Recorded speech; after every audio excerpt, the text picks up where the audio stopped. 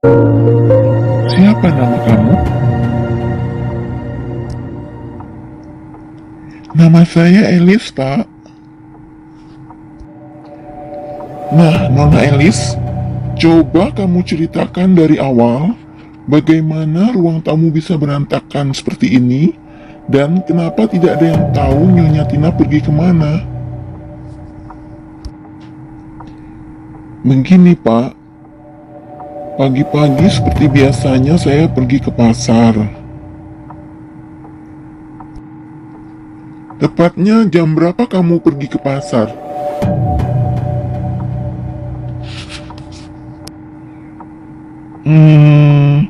Jam 8 kira-kira, Pak. Saya tidak pernah melihat jam kalau mau pergi.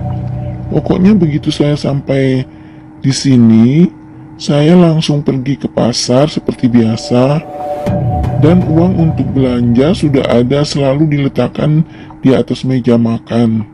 Berikut catatan yang harus saya beli. Catatan itu tulisan Nyonya Tina. Iya, Pak. Walaupun Nyonya Tina sedang sakit, tapi dia selalu menyempatkan diri untuk menulis catatan belanja. Sudah berapa lama kamu bekerja di sini? Baru, Pak. Baru saja sebulan saya bekerja di sini. Apakah kamu sudah pernah bertemu dengan Nyonya Tina selama bekerja di sini? Belum sih, Pak. Saya juga tidak berani membuka kamarnya. Santuan, Nyonya tidak mau diganggu. Tapi kadang-kadang saya mendengar suara batuk-batuknya sesekali. Apakah di rumah ini ada CCTV-nya? Kamu tahu tidak? Saya tidak tahu, Pak. Di rumah ini selain kamu siapa lagi pengurus di rumah?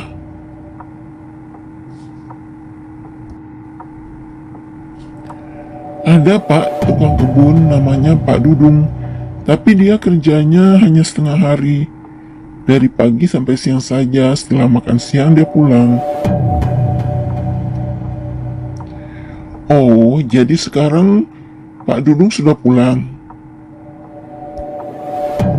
Iya, Pak. Sudah pulang sebelum Tuan datang dan ribut-ribut karena rumah berantakan seperti ini. Sedangkan saya sedang menyetrika pakaian di lantai atas. Tapi saya juga tidak mendengar apa-apa. Mungkin karena saya menyalakan TV barangkali ya.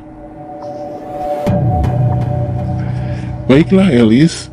Terima kasih atas kerjasamanya.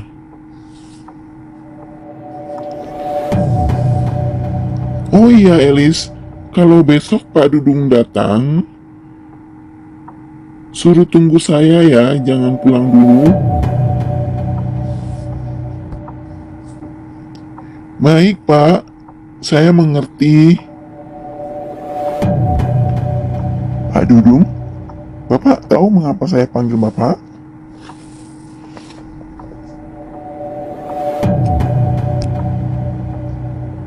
Saya tahu, Pak, karena Elis sudah memberitahu saya kejadian di rumah ini. Baiklah, Bapak tidak usah merasa tertekan dengan pertanyaan-pertanyaan yang saya ajukan. Jawab saja dengan sebenar-benarnya, jangan ada yang ditutupi. Baik, Pak, saya mengerti. Kemarin pagi ketika Bapak datang untuk bekerja di rumah ini, apakah ada kejadian yang tidak seperti biasanya? Misalnya ada ribut-ribut atau pertengkaran antara Tuan Johan dan Nyonya Tina? Ketika saya datang pagi itu, rasanya tidak ada kejadian yang aneh di rumah ini. Seperti biasa, saya menyiram tanaman, rumput, dan menyapu pekarangan. Di dalam rumah sepi, tidak ada suara-suara apapun. Setelah Elis datang dari pasar, dia memasak, kemudian memanggil saya untuk makan. Setelah makan, saya pun pulang. Dan Tuan Johan belum datang. Saya hanya ke dapur untuk makan.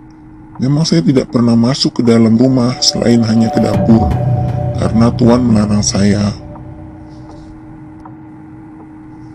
Baik, kalau dari dapur Bapak bisa melihat ke dalam kan? Khususnya kamar Nyonya Tina.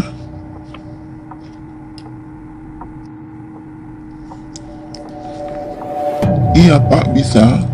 Seperti biasanya kamar itu selalu tertutup, hanya Tuan Johan yang saya tahu yang masuk ke kamar itu. Karena kami semua dilarang, bahkan Alice tidak pernah membersihkan kamar itu. Aneh juga ya. Tapi selama Bapak bekerja di sini, apakah ada yang datang mencari Nyonya Tina? Keluarga atau temannya barangkali? Selama ini sih saya belum pernah melihat. Setahu saya, belum pernah ada yang datang mencari Nyonya Tina. Tapi saya tidak tahu, barangkali Alice yang melihat karena dia akan sampai sore kerjanya, sampai Tuan Johan pulang. Baik Pak Dudung, cukup informasi dari Bapak. Jika ada yang akan saya tanyakan, Bapak akan saya panggil kembali. Bapak jangan pergi jauh-jauh keluar kota dulu ya, sampai kasus ini selesai. Baik Pak, saya mengerti. Terima kasih Pak.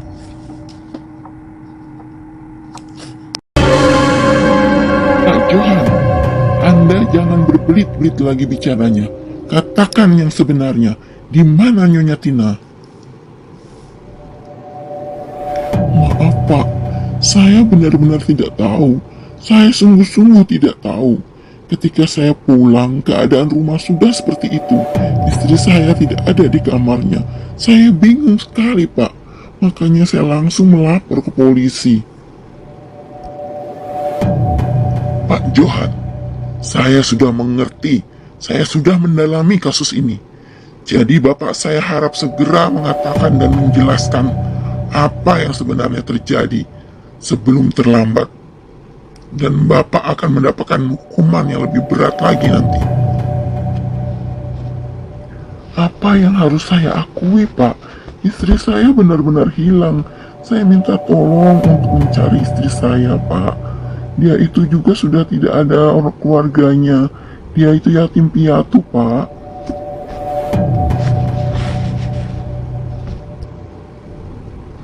Sudahlah, Pak Johan. Kami pihak kepolisian sudah menyelidiki secara teliti dengan menanyakan kepada saksi-saksi termasuk saksi ahli tulisan tangan. Maksud Bapak apa? Tulisan tangan siapa, Pak? Baiklah, kalau Bapak berkeras, akan saya beberkan semuanya agar kasus ini segera tuntas. Saya telah memeriksa keadaan rumah, memeriksa kamar Nyonya Tina, melihat buku-buku yang ada di kamar itu. Dan saya samakan dengan tulisan catatan belanja Elis. Tentu saja Elis selalu menyimpan catatan itu. Dan tulisan itu berbeda sekali dengan satu buku catatan yang ada di kamar Nyonya Tina. Dan ketika saya memeriksa tulisan tangan Bapak yang ada di kamar kerja Bapak, tulisan itu barulah sama dengan catatan belanja Elis. Maaf Pak, tapi saya tetap tidak mengerti. Yang saya tahu adalah sekarang istri saya hilang Pak, hilang. Sudahlah Pak Johan, saya sudah habis kesabaran. Tulisan tangan itu adalah bukti bahwa selama ini Bapak merekayasa seolah-olah istri Bapak ada dan sakit di dalam kamarnya. Padahal istri Bapak sudah hilang dari beberapa tahun yang lalu. Sekarang Bapak katakan di mana istri Bapak? Jika sudah meninggal, di mana Bapak kubur? Jika masih hidup, di mana keberadaannya?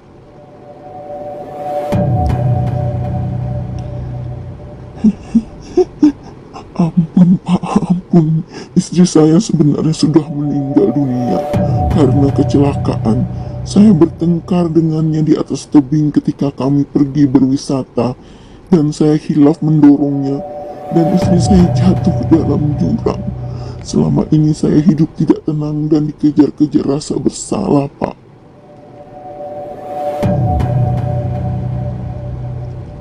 Kalau Bapak merasa bersalah, kenapa Bapak membuat sandiwara ini?